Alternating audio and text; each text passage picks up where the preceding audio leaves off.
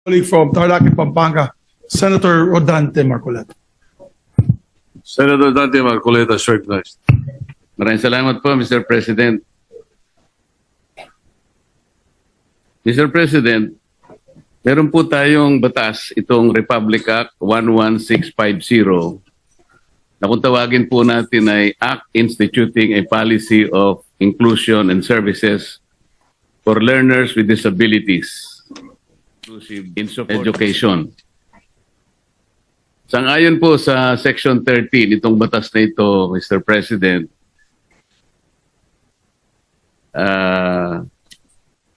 ito po ay naglalaman ng program support budget na kung babasahin po natin ay ganito po ang nakasulat dito. To ensure the institutionalization of services for learners with disabilities, PSB, meaning to say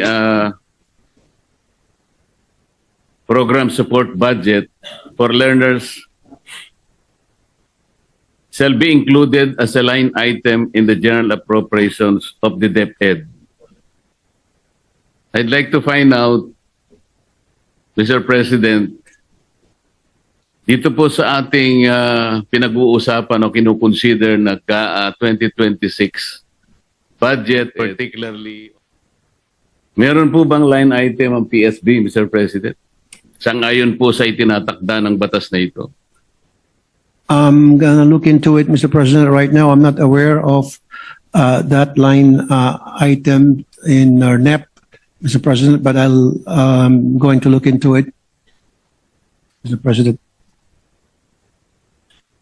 Kasi po, Mr. President, napansin ng representasyon na ito na meron po tayong budget for learning materials for learners with disabilities, pero wala pong specific line item allocation, halimbawa, doon sa child fine system.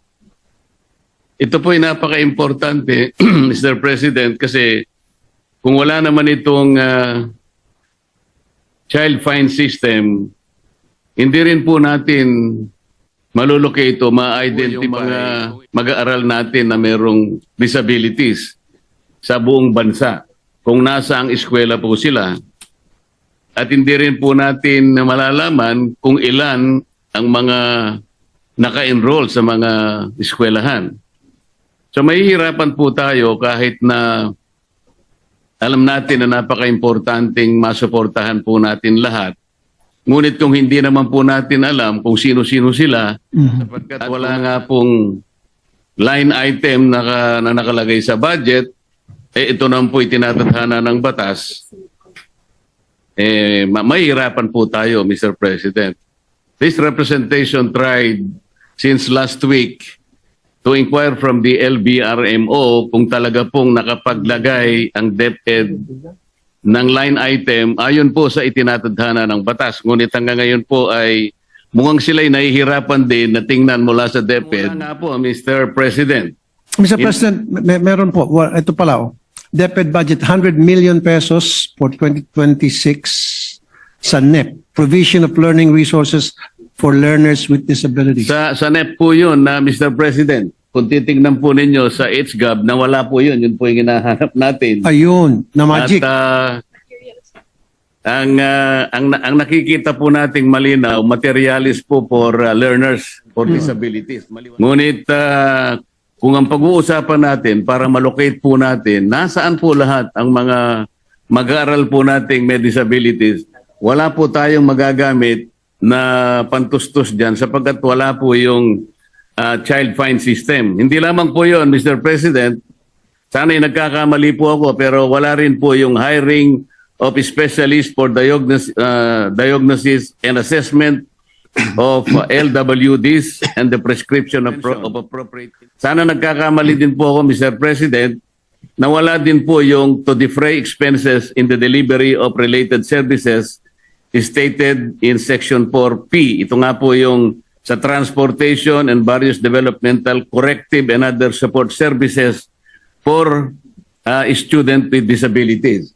Mr. President, kung wala po ang line item na ito na napaka-importante, kahit na po magsama-sama tayong lahat dito, ang ating interes na tulungan ang ating mga mag-aaral na may disabilities, ngunit may kakulangan po sapagkat na maring kaligtaan po. Napaka-importante po ng line item na ito, Mr. President, kaya ko lamang po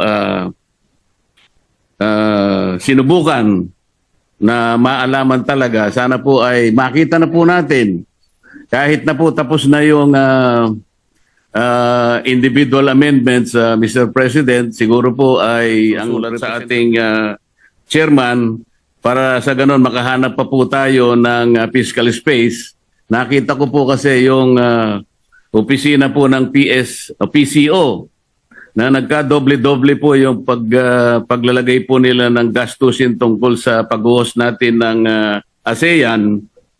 Binabalak ko po na meron po akong dinrap na sulat, baka sakaling doon po natin makita. Kung sakasakaling ito talagang hindi na ilagay na line item sa ating na kinukonsider for 2026, Mr. President. Maraming salamat po, Mr. President. Maraming salamat. Thank you. Thank you. Mr. President, I would like to thank the Senator from Tarlac for raising that issue, and I promise, Mr. President, to my colleagues that after this, I would confer with the Chairman, Committee Chair, sa Public Health Finance Committee Chair, para pag-usapan ito yung mga budget na karapat-dapat para matugunan itong mga pinag-usapan natin dito. Tulad sinabi nga ni Senator Marcoleta na walang saysay itong pinag-usapan natin paano tayo susuporta dito sa mga magagandang programa natin pamalaan kung nawawala naman daw yung budget at wala naman daw sa NEP, if correct me if I'm wrong.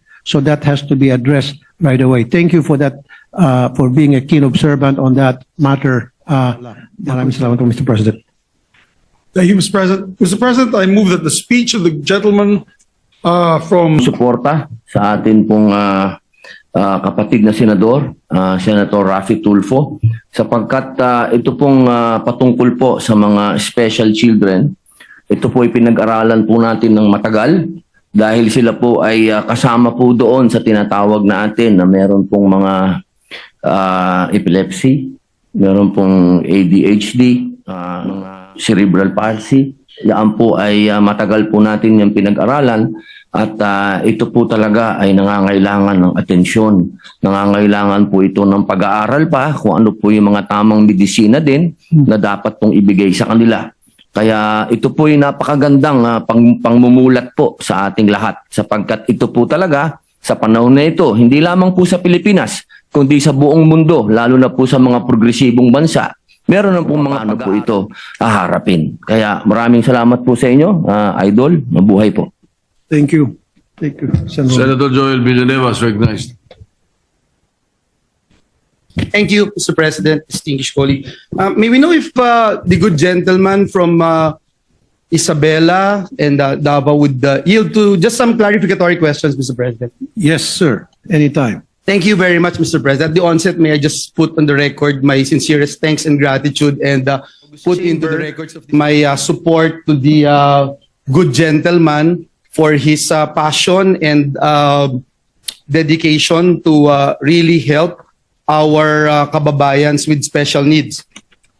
Mr. President, I've been a member of the Senate for quite some time, and I have yet to disclose the fact that this representation is a father of a special kid, Mr. President. This is the first time I'm Mr. President, and I'd like to thank the gentleman for his efforts and his desire to help our children with disabilities, Mr. President. Marami yung kailangan pang gawin. Personal experience, yung hirap, sakripisyo, at yung challenge, Mr. President, to have a special kid, Mr. President. So yung first question ko lang, Mr. President, if the good gentleman is aware of the previously passed law na pinasaho ng Kongreso, yung pong inclusive education, at ano po yung update kung meron man dito para matulungan yung ating mga kababayan with disability. Ang problema ho kasi lagi, syempre, Mr. President, distinguished colleague, yung pondo, but at the same time, yung challenge on how they're going to implement the law, Mr. President. I can see for the record, the Chairman of Education nodding his head. Because even, for example, if you wanted to put up a developmental center in a particular town, Mr. President, doon po sa poblasyon, kunyari, Mr. President. Tapos, yung mga kababayan po natin ay galing sa iba't ibang barangay. Ang lalayo po nila, Mr. President. So, hindi naman ho sila lahat makakapunta doon sa isang lugar, no, na ng poblasyon dahil una, wala nga silang pang tricycle patungo ho doon. But at the same time, the question ko po, pangalawang question is, gaano yung shortage na tinitignan natin when you talk about occupational therapists, speech therapists, etc., Mr. President? Thank you, Mr. President. Thank you, Mr. President. Tama po kayo, kulang na kulang po yung mga professionals na para tumugon doon po sa mga pangailangan ng mga children with disabilities at kulang din po yung budget na nakalaan. In fact, maganda nga po yung during the budget hearing na suggestions one time, kaya sabi ko dapat madagdagan yon. Ang isa sa mga dilema po ng mga parents, problema sa kanilang mga anak na may disability, ay yung pong gastos. Hindi lamang po sa therapy kasi ang therapy, sinasagot na po yun ng PhilHealth. Bukod pa dyan, meron pong budget na inilaan po, yung Project Aruga, ang DSWD. Yung pong pamasahe at yung mga galing sa probinsya kasi wala naman po mga specialized centers na tumutugong po sa pag-care, treat, therapy and all doon sa mga children with disability.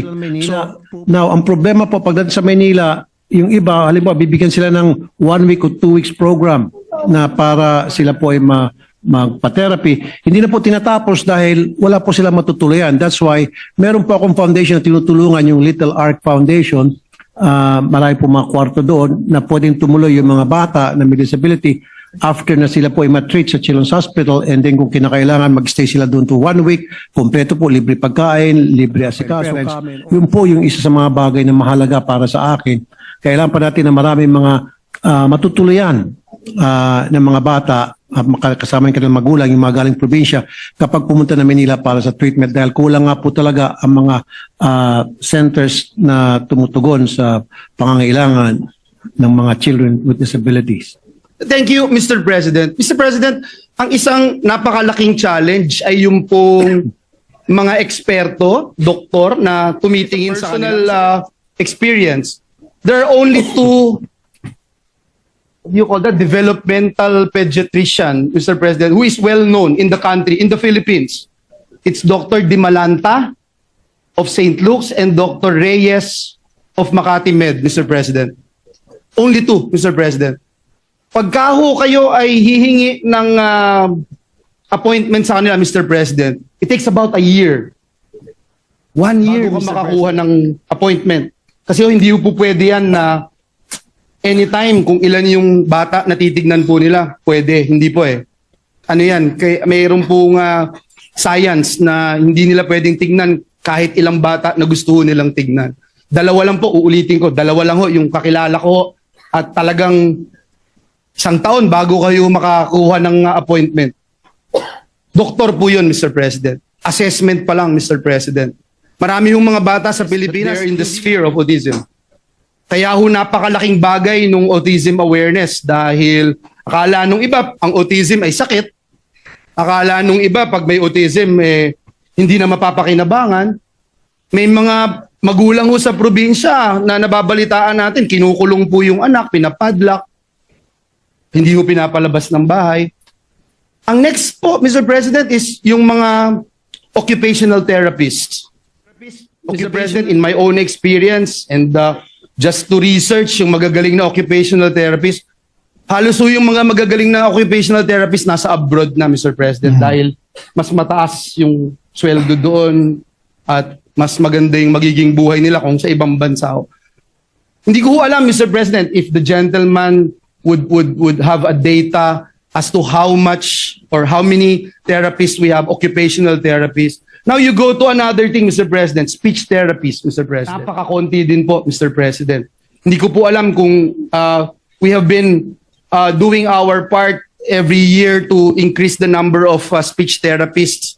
Ganun din ho yung problema. So, Mr. President, I don't know if the gentleman can answer my question kung ngayon po may update po ba siya or anything na ilan ho yung shortage ng occupational therapists, ilan yung shortage ng speech therapists. At dun po sa ating kaibigan, Senator Raffy Tulfo, paano ho ito tutugunan? Ito pong shortage ng ating human resources ng pamahalaan, ng gobyerno para tugunan at i-address ang problema at challenges that we are facing in so far as special needs is concerned. Mr. President. Thank you, Mr. President, for that very excellent observation.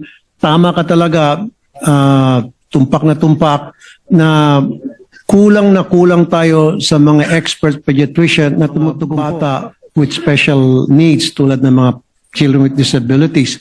In fact, nabanggit mo, meron 2 na pediatrician na buwan bago ka makapag-appointment sa kanila. Pero meron naman din po sa Children's Hospital, sa mga ibang ospital, hindi naman siguro kasing galing nung nabanggit niyong 2 expert pediatricians. Meron pa rin naman siguro, meron naman tayo sa Children's Hospital and other hospitals. Kaya nga lang po, medyo may kamahalan at just ay pagpunta doon at pamasahe at pag-stay. Now, shortages, yes, you're right. Meron po. At again, tama rin po kayo na imbis na pakinabangan natin yung mga magagaling natin, mga pediatricians, mga physical therapists, occupational therapists, they tend to go abroad as opposed to staying here.